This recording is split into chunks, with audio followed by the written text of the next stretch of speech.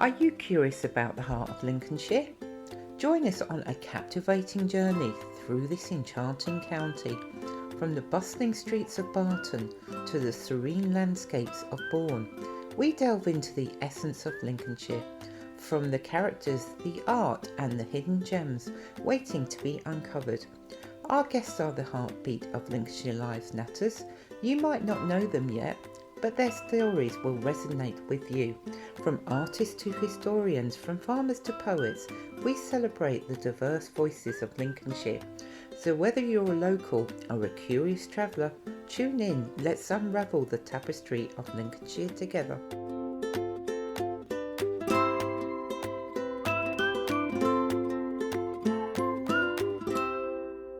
Today we're honoured to have a very special guest, a beacon of hope and a warrior for wellness. Welcome, David Bruce.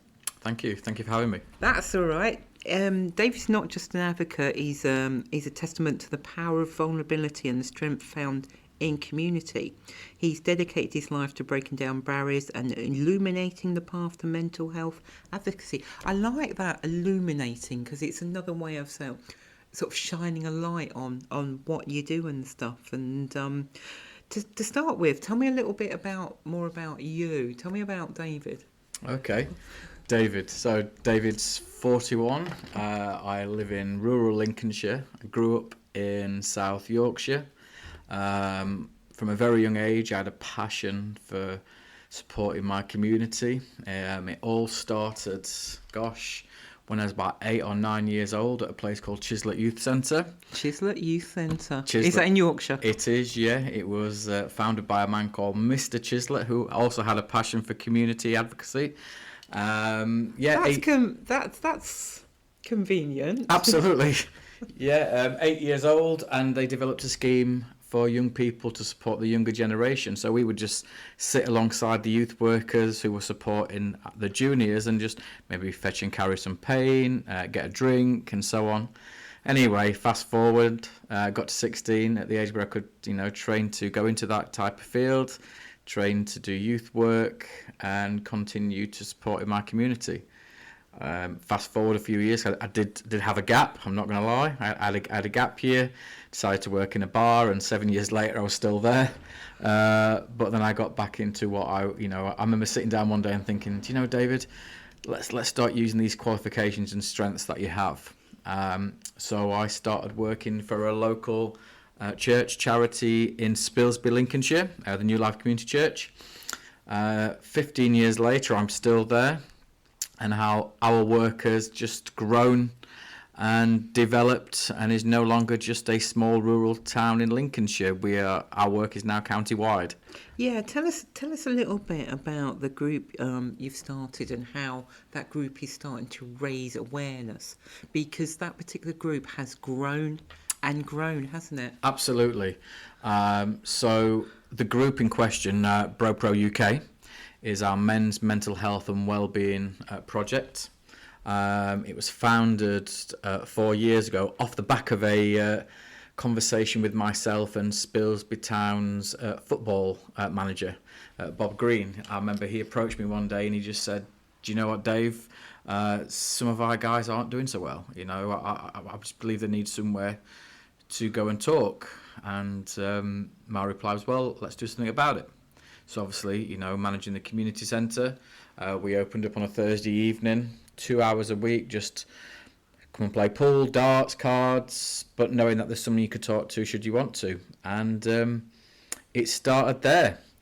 And once word got out, then more people came forward and said, do you think you could replicate this in our community? So we next went to Mablethorpe, then to Skegness, then went to Louth, to Alford, and I think currently we sit at 13 locations across Lincolnshire, with a 14th launching this Thursday evening in Holbeach, and then I'm in talks tomorrow night to launch one in Woodall Spa as well. Wow, do you stop? I try. Yeah, and that's not even my day job. Yeah, because you do have a separate day job, but your passion is mental health, isn't it? And absolutely, yeah. So I am really lucky, to be fair, because my day job is within mental health. I'm part of the mental health transformation team for Lincolnshire, funded by the NHS. which, in their wisdom, realised when they were, giving out the money for mental health within communities that there were groups already out there doing the work. So, I'm funded in the daytime to be that person within the community, that one-stop shop, signposting for all things well-being and wellness, and to ensure people are navigated to the right places, but also provide those support mechanisms should they need them and where they can find them. But BroPro and men's mental health is a passion of mine, one that we really want to see develop and move forward across the county. I'm just privileged that obviously with my day job and with BroPro that they work hand in hand, and I'm privileged that I can share that in the day as well. Yeah, because it was a really big stigma around men, especially men, not wanting to talk about mental illness, mental health. Obviously, do you think the scene is changing there? People are really starting to talk about mental health more, or do you think there's still pockets of groups of people that don't want to talk? I think there's certainly people that either don't want to talk or don't know how to talk, or don't necessarily realise that what's affecting them could be mental illness. But I think the thing for us at BroPro is recognising the difference between being mentally ill and mentally unwell and your well-being.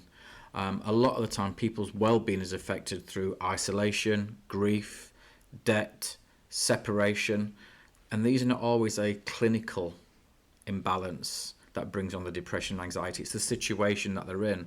So if we can support with the situation, with someone's well-being, then hopefully we can help prevent getting to that stage of being mentally ill. Yeah, because some of the areas you mentioned are quite rural, aren't they? And there isn't a lot of things to do out there. So you say about the isolation is a really big thing for some of these people, isn't it? Yeah. You look in some rural locations, the pub is the heart of the village. And for a lot of rural locations, they've even lost that now. Some villages don't have anything. So the fact that we can go out there and provide these pop-up projects, whether it's weekly, fortnightly, monthly, then at least we're allowing something, a safe place for the guys to meet and just have that avenue to talk should they want to. But again, for a lot of our guys, they might come for weeks and then never mention the word depression or anxiety, because for them that is their place where they get to unload in a way that this is safe for me. I can access this and I can play a game of pool and I can chat with the guys about everything and anything, but not necessarily about the things that are affecting them. And that's okay as well. Yeah, because if I wanted to attend a BroPro meeting, what's involved? How do I contact you? What sort of events do you do? If I didn't want to sort of talk to anybody when I first came and I just wanted a quiet space. Yeah, absolutely. So firstly, to get hold of us, we're on Facebook. Very active on Facebook, I must say. Yeah, posted literally 10 minutes ago to say that we were here. But Facebook, Instagram, WhatsApp. We're very big on WhatsApp. All our locations have a WhatsApp support group for outside the meeting. You can contact us via email. We're always doing pop-up events, so like supermarkets, town fetes.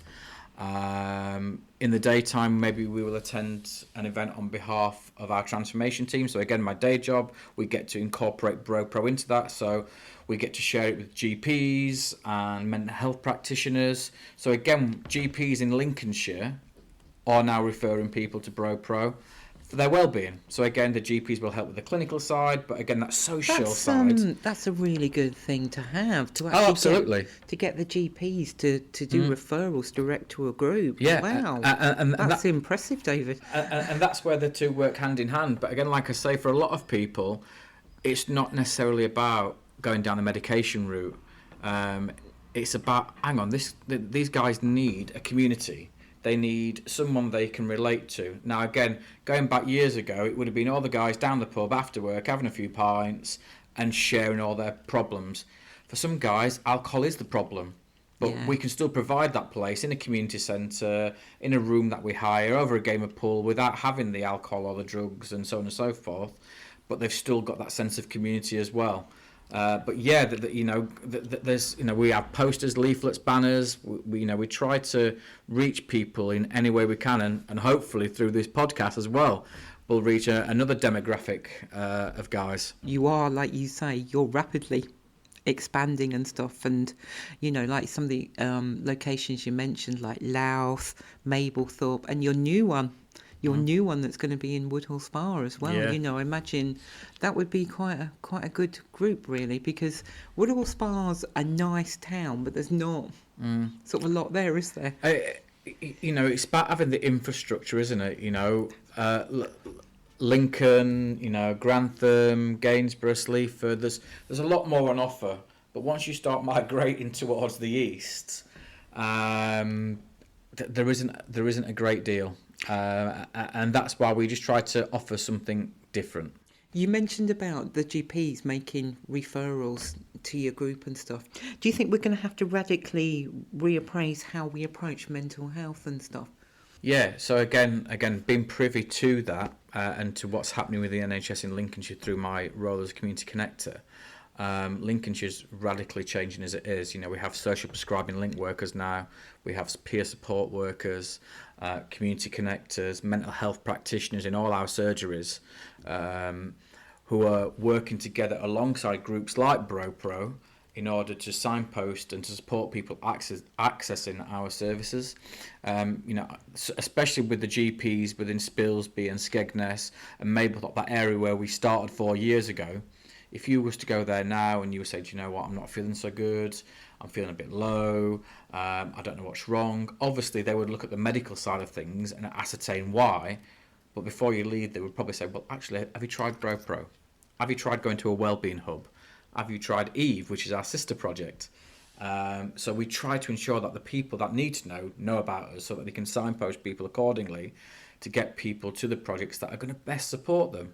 I think it's brilliant. I think it's such a brilliant idea that you've got GPs on board. Yeah. Because GPs are all too quick to sort of like, there's a script, there's medicine, and they'll just sort of just palm you off. 100%. And for us as well, it's not just about the medication, because don't get me wrong, I'm not a clinician. I don't comment on those side of things, but medication is not for everybody. Just like having therapy and counselling is not for everybody. Sometimes it's just about coming alongside each other as humans and having that connection. And I think, especially over the last 10, 15 years, we've lost that. I know we're doing this over technology today, but social media and gaming so on. It's good points and it's bad points. Absolutely. This is a good point, because we want to reach a community that we probably haven't reached yet that listen, because the good thing about a podcast is you can stick it on in your car. Yeah. But I'm not saying, please drive responsibly if you're listening in the car and stuff like that, but that's another. But we know, being younger, that, again, going back to the days of the youth club, we would play pool, we would play rounders, we would have the arts and crafts, and all that conversation would be flowing around the table. Jump forward 25 years, and we're replicating that now at BroPro. At BroPro, the guys come in, and we have some guys who do art and craft. They're playing pool. We'd love to go for a kickabout on the beach. We did it in Cleethorpes last year. We had a fun day on the beach. Wow. Our BroPro location there. We've got all these tools. I just think sometimes people have forgotten how to use them. Exactly, because of the rise of, like you say, technology, social media. I hate to say this, video games as well, because a lot of people sit at home and play their video games, and it's so much isolation. Because one thing I didn't realise until I was talking to a mental health lecturer at Lincoln Uni, there is even an illness around people playing video games at home now. They get so addicted to playing video games at home, it's become an illness now. And I think that's what it is. It's just, you can be addicted to anything. Exactly. When we look at addiction, we just think of alcohol and drugs, substance misuse. But there are far greater addictions out there that are just not as recognised, or people don't see them as an issue. But yeah, we could stand here all day and list them all. This Links Lives Natters podcast is brought to you in association with A Guilty Secret, the brilliant new psychological thriller from best-selling Lincolnshire author Philippa East, creator of Little White Lies, Safe and Sound, and I'll Never Tell. It was only meant to be a game. At exclusive boarding school St Michael's, Carrie and her friends are used to getting away with anything, until one night their recklessness goes dangerously too far. They swore to keep what happened a secret. They swore to protect one another. But 16 years on, someone is about to break that promise, because you can't keep a guilty secret forever. Gripping and Twisty, A Guilty Secret releases on the 18th of January 2024 and is available to pre-order via Amazon, Waterstones and your favourite independent bookshops now. Don't miss out. Discover Philippa East's brilliant psychological thrillers today.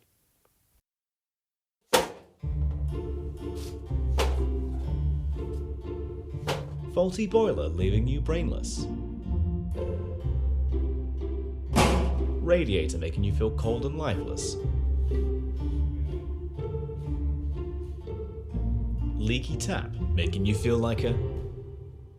Then call J&S Plumbing and Heating. Your local, your friendly, reliable plumbing and heating engineer. We offer comprehensive solutions for all your plumbing, gas and heating issues. We are here to bring you and your plumbing back to life. So call J&S Plumbing and Heating when you're feeling a little grave. Hello? I wanted to ask you about the guys that come to the group. Yeah. You know, do they feel like sharing their experiences and stuff really has helped them? I mean, without naming names, can you say about somebody who's really thrived in your group and they've gone up to 100%, and you know, I know I have his full blessing to share his story. We have a guy who came to us probably about 4 years ago, just right in the early days. He'd spent years in the army, paratrooper, but it was only through the breakdown of his marriage that he felt like his life had come crumbling down. And when he reached out to us, he physically couldn't get out of his car. wow? He just froze. I went out to him, had a chat with him, but through weeks of coming alongside him, messaging, inviting him to groups, getting him to come along, he then felt more comfortable to share. But then he like stepped up a level, and then he went on to volunteering at one of our locations. Then he went on to lead a location for BroPro. Now he sits alongside me 4 years later, leading the entire project. And it was only earlier this year that he actually joined us in a paid role within my day job as a community connector as part of the transformation program. A completely different place to where he was 4 years ago. What a legacy for you. What an absolute legacy for 100%. you. You know, he started, Yep. I hate to say this, because I'm looking for the right word, sort of started almost at rock bottom by not getting out of his car to doing what he does now. So he's using his experience, whereby you used your experience to start. Yep. And he's now using his experience to other Absolutely. people. And for us at BroPro as well, it's not just about us, it's about having all those tools. So BroPro is one tool in the box. You know, I always use the example of if you're going to go and fix a roof and you open your toolbox and all you've got is a spanner, that roof ain't getting fixed. No. If you open your toolbox and you've got a spanner, you've got some slates, you've got some nails, you've got a set of ladders, maybe a second guy to help you to foot it, is that roof getting fixed? Yeah. And that's the same with us. BroPro is one tool, but then you've got to put your exercise in there, your good diet, you've got your journaling, your mindfulness, a good group of people around you. All these tools are going to help and equip you along the way. Oh, that's absolutely brilliant. You know, in your opinion, how can we as a society better support those struggling with mental health issues? Just talk about it. Let's remove that stigma around the brain. When you hurt your arm, for example, you wouldn't dream of not going to hospital. If you cut your finger, you would put a plaster on it. Let's talk about when the brain's poorly. Let's talk about when People brain is don't unwell. know, do they? That's the problem. People don't go for We don't, and we don't. It's very rare someone talks about it as an actual organ. It's the brain, and there is something wrong in the brain. Whether it is the well-being, so again, just poorly, or is it unwell? You know, if you're poorly, we've got a lot of things we can do to support and come alongside to get you into a really good place. And if it's unwell, we can be part of that journey, but let's look at what else is out there to get you to a place where your brain is in a much better position than it was before. Yeah, because what do you think, what role do you think support groups play in breaking sort of mental health stigma? I think support groups are, well, there's the one. It's getting people out there, isn't it? It's something we have lost. It's something that we always did. You know, whether it was the mothers sat around knitting in a group, whether it was the dads down the pub, the sailors on the dockyard. It's going back to your youth club. Yeah, theory, the youth club. Whether it was, groups of kids playing out on the streets when they were younger. Hence what I used to do. I remember when sort of years ago, my mum and dad I was sort of like, well, we're talking years ago now, and I'd be playing out with my friends, and all of a sudden you'd hear this, "Get in here now!" Yeah. I think just for a period of time, we lost a sense of community. Yes. And some of that was down to funding. So youth clubs were shut, community centres were closed, but then the dawn of technology came in, so we became really isolated, withdrawn, stayed at home. Then obviously, we had the events of the pandemic, so again people had no choice, and then there was a generation that just didn't know how to. They didn't know how to socialise, and we want to bring that back. We want to get people socialising, we want to get people active, we want to get people talking with each other, because that's key. If we can talk, if we can have a sense of community, if we can thrive and survive by being a community, and I can't say that word anymore, being a community, then we're halfway there to winning the battle. And that leads brilliantly into what I was going to ask you next. It's like, what is the future for your support groups? Where do you see your support? All over the country, by the sounds of it. Well, yeah, we do have a 5-year vision that. Isn't that great that BroPro you've got that? BroPro will become a nationally recognised project. And even though we started 4 years ago, at the beginning of this year, we reset to year 1. So we're in year 1 of a 5-year vision. And what we don't want is, we don't want people to become reliant on us. But we want to be able to equip guys with the tools to live that fulfilling life, to live a meaningful life, and just to know that we're there should they want us. Because we have some guys that dip in and out. Some guys, have stayed with us for the journey. Some come along for a couple of weeks. Again, get the tools they need, get the support they need, the signpost they need, and then off they go. And then some come back and ebb and flow. As and when they need it, and that's what we want it to be. We want it to be a place where guys can come along as and when they need that support. Yeah, because how are you funded? Can people do you fundraising events Yeah. and stuff? Because I know you've got one coming up. We do. So BroPro is self-funded. We have a lot of support from the community. We do fundraisers all the time, but we have. Because didn't you do one with a cake? Somebody'd made you a cake. And a cake in the style of a mountain. Yeah. Which leads into one of your events. Yeah. So on the 14th and 15th of June, we're taking 21 guys from across BroPro to summit Snowdon in Wales.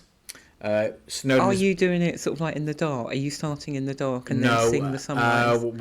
No, we're starting about 6, so we'll get there for about 9. For some guys, it's the first time they've ever done it, so to do it in the dark. Probably, yeah. Because I know a lot of people that do the Snowdon route for charity. They sort of start in the dark, don't they? Oh, and then yeah. They want to see the sunrise. Yeah, absolutely. I did it myself at the weekend at Mamtor in the Peak District, and it was absolutely breathtaking Sunday morning. Brilliant place, Mamtor. Yeah, but again, these are all things that we really encourage at our groups, because something like that, again, just enhances your well-being. Just don't take a brand new car into the car park at Mamtor and then get it stuck. Yeah. Yeah, that car park is lethal.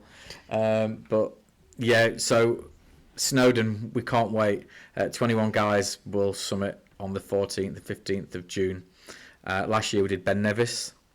Wow. Yeah. Just as I think he shocks me again. Yeah, Ben Nevis last year, and I think next year we're already looking. We have to plan ahead, you see. Next Part year, of your 5-year vision. Yeah, next year we're looking at something like the Coast to Coast or Hadrian's Wall. So you're dreaming big. Yeah. So how can, like, the general public, can we give you money? Can we fundraise for you? Can we donate to your Of course, yeah. to your Snowdon project? Absolutely. If you was to go on the Facebook page or Instagram, our links are there to GoFundMe. Just a simple click will take you to our page. Just go on the search bar, BroPro UK, or the full username is at Brotherhood Project UK. We'll take you straight to those locations, and you'll be able to donate in the click of a button. So you'd like our money. So anybody who's listening, please give them your money, as long Thank as you're you. in a position to do it. Absolutely. Or if there's even more so, if a company wanted to get involved and donate, could a company contact you? They could contact us. They could sponsor us. Yes, absolutely. So if any companies are listening, please sponsor BroPro, because I know David would really appreciate it. We would, If thank there you. was some money sort of coming in and stuff like that. It would make such a difference to some of these guys' lives. Yeah. If you could put other things on as well, wouldn't it? Yeah, absolutely. And If you had sorry, David, to interrupt you. If you had all the money in the world, what would your wish be for BroPro? Oh gosh. I've just dropped that one on him. That wasn't a planned question. If we had all the money in the world, then I'd like to think that we would be able to put on more events, that we would be able to open more locations at the click of a finger, just in ensuring that every guy has got somewhere to go, but also prevention as well. At BroPro and our role in community connectors, we're going to schools now and we're doing preventative work to ensure that children and young people have got the tools, so that hopefully, and I say this with the greatest respect, that hopefully in 5 years' time that BroPro is not needed, because people have recreated that sense of community, that they've got all the tools they need. Yeah, because when you look at the figures, it's shocking how young mental health, mental illness is. It is. And I think that's because it's just been lost within us to look after our own well-being through isolation, through loneliness, through just not having the tools at hand, really. And that's why we only went into school a couple of months ago in Boston, and it was surprising how many young people didn't know how to look after their own well-being, or what even well-being was. So prevention is key.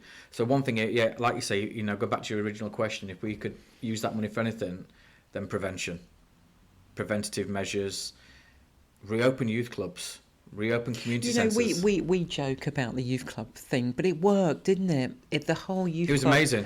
I look back now on my days at accessing the youth club, and those people that and they were employed and some were volunteers, but gave up their time every week to provide somewhere for us. And I remember my youth club on my estate was open 5 nights a week for different ages. In the summer you had play schemes, but again they were a place for us to thrive.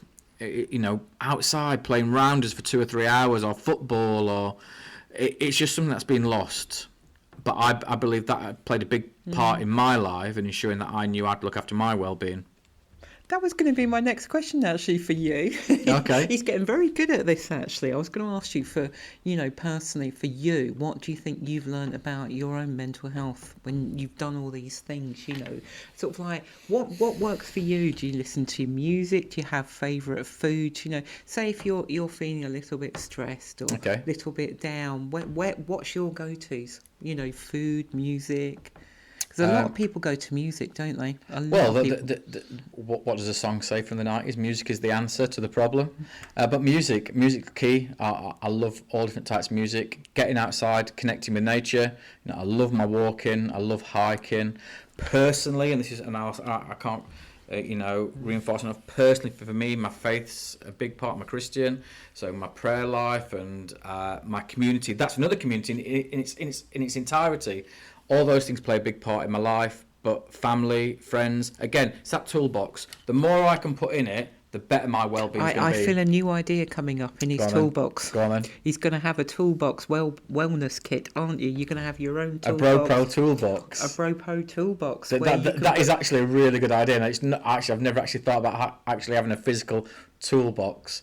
But yeah, there's so much we could put in that toolbox. So if anybody from Draper's listening who wants to donate some toolboxes, we'd be entirely grateful. Donate some toolboxes. Absolutely. Thank you so much, Ed. So what would you put in your toolbox? Okay, so I'd probably put, like my favourite book in there, a couple of CDs, and I know people are saying CDs, but CDs and vinyls are coming back.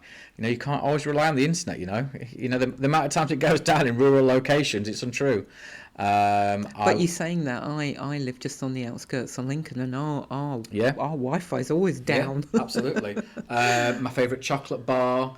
You can't be a bit of chocolate. yeah. Galaxy Minstrels. Now, if you want to sponsor us, please get in touch. A list of contacts, a physical list of telephone numbers of people who I know I can ring, I can message, but also those support lines as well, the 24-hour numbers.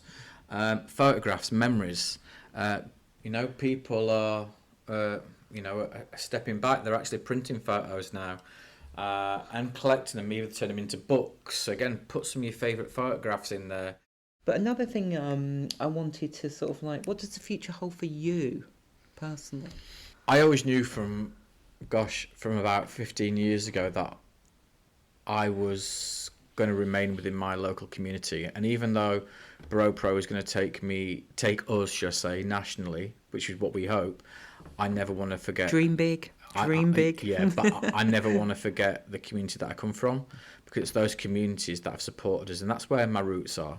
Yeah. So I'd like to think, BroPro is going to develop and get bigger and support more people, but I'd like to get to a point where I've got my little patch of garden and I've got my little sun lounger and I can just lay back with my book and think, would you have an allotment in there? Would you grow your veg? I don't think I'm any good. I don't think I'd be any good at that. I'd leave that to my partner. But I'd definitely like to have that bit of solace in the garden with the sun and the book, and just think, we've got somewhere and we've achieved something.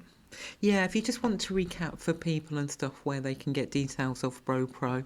Of course, yep. We're on all major social media, Facebook, Instagram, BroPro UK. Our full username is @BrotherhoodProject UK.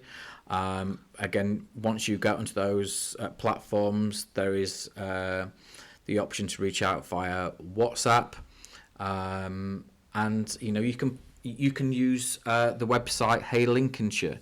So again, it's commissioned by the NHS to be a one-stop shop for Lincolnshire for everything mental health and wellbeing. All our locations, all the addresses are on there. So that's www.heylincolnshire.co.uk. And also, you can also spot the Hey Lincolnshire t-shirts because they're bright yellow.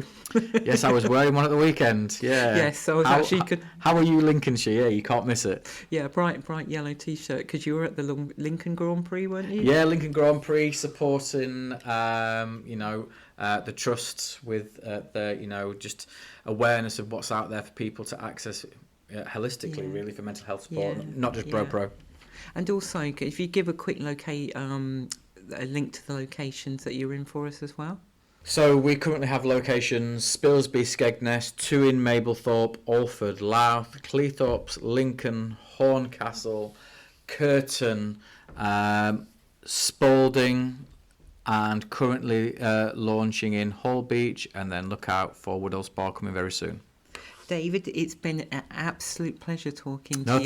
Thank you. I think this one is going to be revisited because as you grow and do different events, because this is a man of many talents, like you say, and I think there's more to come from you. Well, I know there's more to come from you. So, like I say, it's been an absolute pleasure. All the links to David's groups and BroPro will be on our social media channels. David, thank you very much for talking to the Links Lives Natters podcast. Thank you very much for having me. As we bring this episode to a close, I'd like to take a moment to reflect on the stories and insights shared today. Mental health is a journey that touches each of us differently, and it's through conversations like these that we can foster understanding and compassion. To our guest, David Bruce, thank you for your dedication to nurturing a space where support and healing can flourish. To our listeners, remember that it's okay to seek help and it's okay not to be okay. You're not alone. My thanks to my technical team for their support, as always, and for you for listening. This is Shelley signing off. Stay tuned, stay inspired. Don't forget to subscribe on your favourite podcast.